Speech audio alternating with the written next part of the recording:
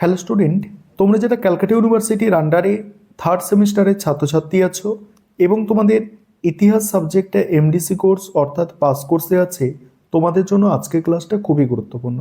আজকের ক্লাসে তোমাদের সিসি 3 পেপার থেকে একটি মোস্ট ইম্পর্টেন্ট বড় প্রশ্নের উত্তর নিয়ে আলোচনা করব। প্রশ্নটা হচ্ছে, প্রাচীন ভারতের শূদ্র অস্পৃশ্যদের স্থান নির্ণয় করো। প্রথমেই ভূমিকা অর্থাৎ ইন্ট্রোডাকশন দিয়ে শুরু করতে হবে। প্রাচীন ভারতের সমাজ ব্যবস্থা প্রধানত চতুর্বর্ণ প্রথার উপর ভিত্তি করে গড়ে উঠেছিল। ঋগ্বৈদিক যুগে এই বিভাজন কিছুটা নমনীয় থাকলেও পরবর্তীকালে এবং বিশেষত স্মৃতিশাস্ত্রের যুগে তা অত্যন্ত কঠোর হয়ে ওঠে। এই সামাজিক কাঠামোর একদম নিচে ছিল শূদ্র এবং বর্ণ ব্যবস্থার বাইরে থাকা অস্পৃশ্য বা অজান্ত শ্রেণী। সামাজিকভাবে এদের কোনো মর্যাদা ছিল না এবং জীবন ছিল চরম বঞ্চনার ইতিহাস। তারপরে বলা হচ্ছে প্রাচীন ভারতে শূদ্র অস্পৃশ্যদের অবস্থান, উৎপত্তি ও ধর্মীয় অধিকারহীনতা। ঋগ্বেদের পুরুষোক্ত অনুসারে শূদ্রদের জন্ম বিরাটের পা থেকে, তাই সমাজে তাদের স্থান ছিল সবার নিচে। উচ্চবর্ণের মানুষদের দ্বিজ বা দুবার জন্মানোর অধিকার থাকলেও শূদ্রদের ছিল একজ। মনুসংহিতায় পরিষ্কার বলা হয়েছে শূদ্রদের প্রধান কাজ হলো ওপরের 3 বর্ণের নিঃস্বার্থ সেবা করা। বেদ পাঠ করা বা শোনা তাদের জন্য কঠোরভাবে নিষিদ্ধ ছিল। ধর্মীয় যজ্ঞ বা উপাসনার কোনো অধিকার এদের ছিল না। দ্বিতীয় পয়েন্ট হচ্ছে আইনগত ও সামাজিক বৈষম্য। প্রাচীন ভারতের দণ্ডবিধি বা আইন ব্যবস্থা ছিল বর্ণভিত্তিক। একই অপরাধের জন্য ব্রাহ্মণের শাস্তি ছিল খুব সামান্য, কিন্তু শূদ্রদের জন্য ছিল মৃত্যুদণ্ড বা অঙ্গচ্ছেদের মতো কঠোর শাস্তি। সমাজতাত্ত্বিকদের মতে শূদ্রদের জীবন ও সম্পত্তির কোনো আইনি নিরাপত্তা ছিল না। কৌটিল্যের অর্থশাস্ত্রে শূদ্রদের কিছু সামান্য অধিকারের কথা বলা হলেও গুপ্ত যুগে রচিত স্মৃতিশাস্ত্রগুলি তাদের সমস্ত অধিকার কেড়ে নিয়েছিল। তারপর অর্থনৈতিক শোষণ। অর্থনৈতিকভাবে শূদ্ররা ছিল সমাজের মেরুদণ্ড, কিন্তু তারা ছিল চরম শোষিত। মূলত কৃষি শ্রমিক, কারিগর, ভৃত্য হিসাবে তারা কাজ করত।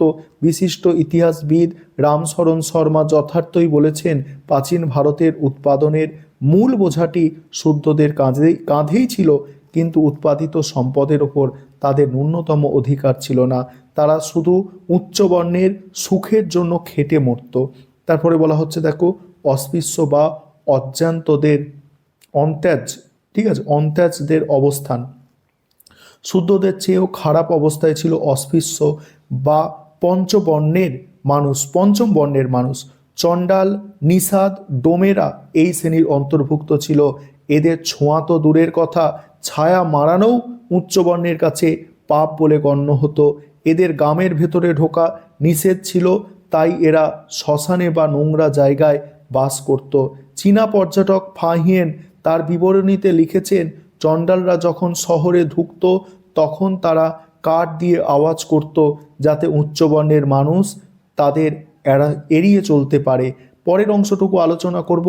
তার আগে যে বিষয়টা তোমাদের বলার আছে, তোমাদের জন্য অনলাইন কোচিং ক্লাস চলছে। তোমরা যদি কেউ চাও পেড ব্যাচে অ্যাডমিশন নিতে পারো বা আমাদের থেকে স্টাডি মেটেরিয়াল পারচেস করতে পারো।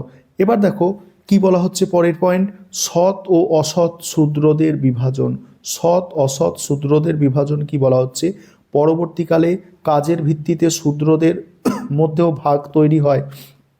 যারা কৃষিকাজ বা কারিগরের মতো অপেক্ষাকৃত পরিষ্কার পেশায় যুক্ত ছিল তাদের বলা হতো সৎ শূদ্র, যাদের হাতের জল উচ্চবর্ণরা গ্রহণ করত।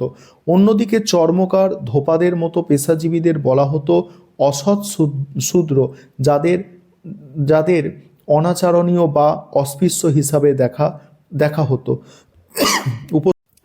উপসংহারে কি বলা হচ্ছে দেখো, পরিশেষে বলা যায় প্রাচীন ভারতের শূদ্র অস্পৃশ্যদের জীবন ছিল মানবিক মর্যাদাহীন। ধর্ম আইনের বেড়াজালে তাদের এমনভাবে আটকে রাখা হয়েছিল যাতে তারা কখনোই মাথা তুলে দাঁড়াতে না পারে। তবে এটিও সত্য যে এই বিশাল শ্রমজীবী মানুষের ঘাম ও রক্তের উপর ভিত্তি করেই প্রাচীন ভারতে কৃষি, শিল্প, সামগ্রিক সভ্যতার সৌধটি গড়ে উঠেছিল। এই ছিল তোমাদের মোস্ট ইম্পর্টেন্ট প্রশ্নের উত্তর।